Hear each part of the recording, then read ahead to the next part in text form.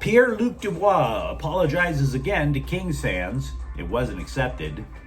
We'll give a season preview of Angel City FC, the most valuable women's sports team in the world. And the Rams haven't lost the offseason, but there's a player they might up regretting letting walk. Good morning. I'm James. This is your daily dose of sports and snark for the greatest sports city in the world, Los Angeles. This is the faithful Angelenos Morning Report. It's March 14th, 2025. I am spending the weekend in the city of rain and poo, waiting for the LA Galaxy to come up so they can play Portland on Sunday at Providence Park. Look forward to seeing the G's. Hey, if you like being in the know about LA sports, clickety-clack the like button. Clickety-clack the subscribe button. There's a notification bell. Hit that. It'll let you know when we drop new content. Sharing is caring. Let people know we exist. And by all means, comment. Before we go through the news and notes, a look at the scoreboard. Milwaukee 126, Lakers 106. Ouch. Less ouch is the Kings defeating Washington 3-0. We'll talk more about that game in a moment. Purdue eliminates USC in the Big Ten tournament, 76-71. Meanwhile, today, the Lakers are at Denver at 6:30. The Clippers are at Atlanta at 4:30. And Wisconsin will play UCLA in the Big Ten tournament at 11:30 a.m. What do you say we get to the news? Now, The Athletic reached out to Washington center and former Kings figure skater Pierre-Luc Dubois because the former Kings player is building a career with the Capitals. I would say rebuilding his career with the Capitals, but if you ask the people of Winnipeg, Columbus, and Los Angeles, Dubois never built a career in the first place, let alone needing to rebuild one. He didn't just stink in the 1 year with the Kings. For many years in his career, and he was drafted originally in 2018, the guy basically approached hockey as if he were auditioning for the role of Olaf in Disney on Ice Frozen. So when asked, Dubois once again pointed out that he's to blame for all of his failures in LA. To me, the repeated apology is not the story. Who cares? Who cares if he feels remorse, even if it's genuine remorse, for sleepwalking through last season? As apologies go, I will take this one maybe a little bit more seriously than the apology that came from Diddy after a tape of him came out allegedly beating his ex-girlfriend. But it still ranks pretty low on the apology meter. What is being more overlooked is when Dubois was sent to Washington, it was a trade of bad contracts. And in that trade, I would actually argue that it helped the Kings way more. Dubois has 17 goals on the season. And they're acting like all of a sudden he's Wayne Gretzky. 3 Kings players have more than Pierre-Luc Dubois. Just because Dubois managed to score in double figures this season does not make this a great American or great Canadian success story, right? What the Kings got in return for the trade is goalie Darcy Kuemper, who is tied for second in the league in goals against average and tied for 5th in save percentage. And not that it's important or anything, but if you recall, I said the Kings shut out Washington last night. Kuemper was the guy in net shutting out his former team. So in other words, Dubois, nothing. Kuemper gets the shutty. Now, it's understandable why an LA Kings scribe would reach out to Dubois about his career finally showing signs of life, but 17 goals is not exactly amazeballs. It's like being under 50 feet of poo and then crawling up to where you're about 20, 25 feet of underneath poo. It's still poo. So no, what really should be happening is the Capitals beat writers and NHL beat writers noticing that Darcy Kuemper is killing it in LA. None of this is to excuse General Manager Rob Blake, of course. Trading for Dubois was easily the stupidest move of his tenure, which has a few questionable moves in it. Blake sent 3 players to Winnipeg for Dubois. Gabe Vilardi alone has 27 goals this year. 27. You don't think the Kings would like that? And then Blake signs the guy, Dubois, to a salary cap busting $68 million contract. So this guy, Pierre-Luc, was the unholy trinity of player moves. He drained your prospect pool, he blasted out the salary cap, and spent the year acting like Will Ferrell in Blades of Glory. So I'm not saying that apologies are all a bad idea. I'm saying we heard it before, the Kings fans didn't accept it, and I can't say I blame them. Let me know what you think, of course, in the comments thread. Both the LA Times and Daily News reported that Angel City FC finalized its roster for the upcoming NWSL season, which opens Sunday. And my season preview, having looked at the roster, having looked over the NWSL, is I don't care. I thought about it. I realize this show is for Angelenos. It's supposed to be comprehensive. We do talk women's sports here. But I don't care.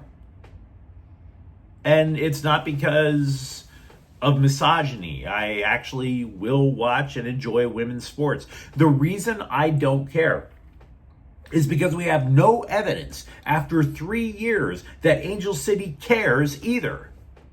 You don't care at Angel City, so why should I? I'm not even sure that Angel City cares that much about being the most valuable women's sports team on the planet. I think the only reason that they care is in one respect: vanity. It's a bragging point. Angel City FC's entire existence has been a vanity project. And it's okay to have a little bit of vanity in sports. But in sports, before you show vanity, you earn it, right? Because sports is a meritocracy. You score on somebody, if it's basketball, you dunk on somebody, you puff out your chest. Vanity. But you earned it. You know, there's a scoreboard saying who did better that day, who earned the right to brag. There are standings that show who did better over the course of the year. You earned the right to brag. You get merit for scoring, winning games, winning titles. You do that enough, right? You can get so vain that you could basically record really poopy level rap albums like Kobe and Shaq did and have hip hop beef on your own team. Because you're that vain. Because you had that much success. Now, Angel City, meanwhile, they act like meritocracy doesn't even exist. This is all about virtue signaling, strategic partnerships. They missed the playoffs last season, again. They fired their coach in December. They've never replaced her. They still don't have a coach. And they won't until probably June, by their own admission. You would think, by the way, that it would be wise to replace many players on a losing roster. They didn't. Another scribe from CBSSports.com put Angel City in a much more succinct manner. You can't be in rebuild mode if you weren't built. So that's your preview. A perennially losing team brings back most of their players and has no coach. It's all, you know what? It makes sense that Angel City FC is owned by Disney's CEO. This is like if Disney has already greenlit Snow White 2, no matter how many people hate it on Rotten Tomatoes. But Angel City has no leadership. They have owners who flaunt their personal status. Angel City is like Disney now, just handing out soulless corporate slop. And you can say, I just gave you a half-assed review, and you'd be right, because Angel City's a half-assed franchise. I make no bones about how impressed I am with the Rams offseason, but I don't want to call it perfect, because among the best bargains found in NFL free agency is from a player who left the Rams, linebacker defensive end Michael Hoyt. All you have to do is take a moment, because the numbers don't tell the story. If you look at Hoyt through a particular prism, he wasn't the stats guy. He was the guy who put his teammates in a position to get the stats. What I mean is that he had a pressure rate of 11%. Pressure rate. That puts him on par with Joey Bosa. So, by the way, Hoyt and Bosa, they're now teammates over in Buffalo. What happened in LA is that Hoyt would get pressure on the quarterback. The quarterback, of course, tries to flee. And what does that mean? He runs right into Kobe Turner, Jared Verse, and they got the stats. Now over in Buffalo, a quarterback's going to wind up running right into Joey Bosa. Now it's provided, of course, Bosa can actually stay on the field. But they might wind up missing Michael Hoyt in LA. The Chargers began the process of finding a semblance of a defensive line yesterday. They signed Daquan Jones and Sean Hand. But, nah. No offense to Jones, but he's been cut by multiple teams. So that's not exactly saying there's no fall off from Poona Ford. Now, Hand, meanwhile, put up okay numbers with Miami, but he's not a defensive tackle. He's more of a defensive end. You'd be fooling yourself, by the way, even though he was decent, you'd be fooling yourself into saying that this is making up for losing Joey Bosa. If you want to call these guys depth pieces, I'll buy that. But the defensive line is definitively weaker now. Usually also the first 3 days of free agency are all that matters, because that's when all the blue chippers come off the board. Unlike baseball free agency, there are no holdouts. It's really quick. It is a feeding frenzy, a spending orgy, if you will. But to an extent, it's not bad that the Bolts didn't participate in said spending orgy. They still have tons of cap space. It's probably about $40 million, probably. The Chargers brought back 11 of their own free agents. I've been saying this since the start of the week. The one who really hurts is Poona Ford. What also sucks, though, is what the Chargers did not do. I think they could have done better than adding Mike Williams in the receiving room.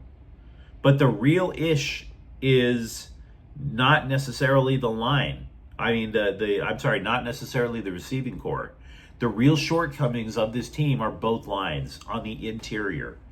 And they haven't even tried to address interior offensive line. If the plan is to move Zion Johnson from guard to center, that's fine. But you've robbed Peter to pay Paul. You have to now upgrade either one or both guard positions. And they haven't signed a single guard yet. Okay. But while I wouldn't panic, I'm not exactly popping corks if I wear powder blue.